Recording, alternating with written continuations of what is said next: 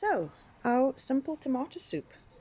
What I have in my pot is about 60, 70, maybe 80 grams of butter, which I'm going to melt down, and I'm going to make a roux. A roux is something that you make when you make a white sauce, when you make a cheese sauce. It's an easy thing to do. It's butter and flour. And to that I'm going to add 3 tablespoons of tomato paste. Not puree, but paste. It's a lot more concentrated, and that is going to be the basis of our quick, cheap tomato soup. It's lovely doing a tomato soup with fresh roasted tomatoes and all of that. But when you're in a fix and you want something quickly, for me, this is the way to go. We serve it with our soda bread, and our soda bread gets served with the beautiful garlic and rosemary butter, which I'm going to make after the soup while it is simmering. So I'm going to add some flour, and I add enough until I see that, well, it's a kind of loose roux.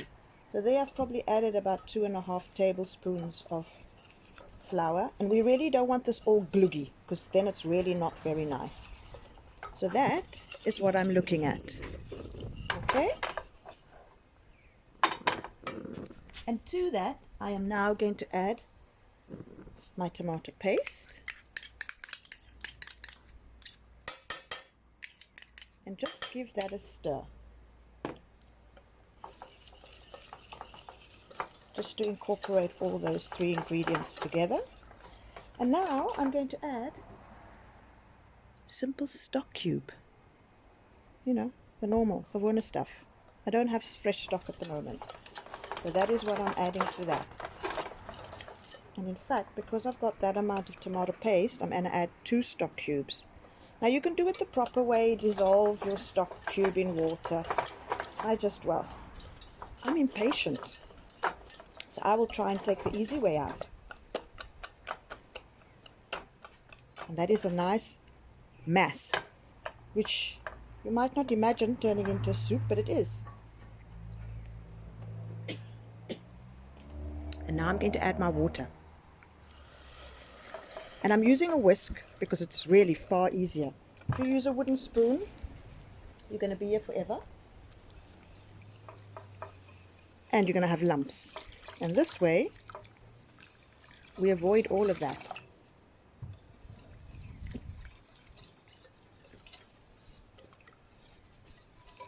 So I don't add all my water, because then it's harder to get rid of whatever lumps there are. Sort of add 1/3 of it, whisk it up, make sure the lumps are slowly disappearing, like that, and then I add more water. So remember, you've got your stock cubes in there. If you want to do it the proper way, you're going to dissolve your stock in the hot water, and you're going to add it all together. And that is going to set simmering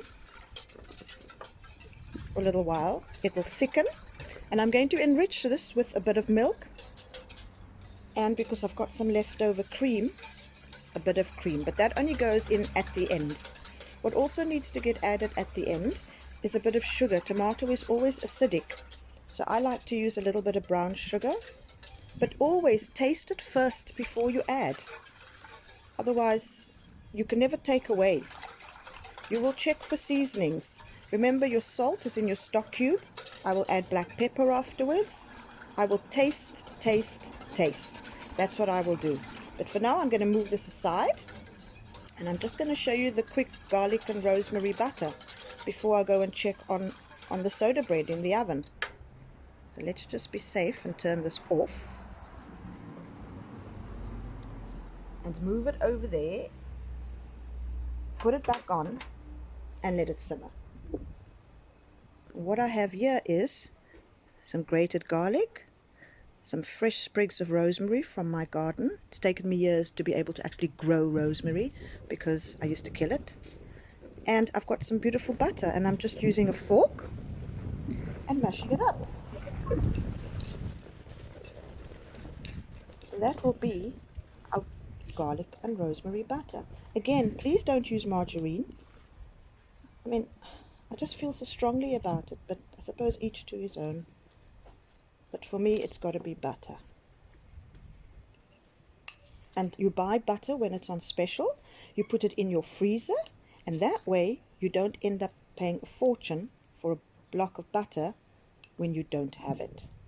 I shop very often. I shop on special. That is the way for me to save money. It is the way to shop, really, even if I don't need it.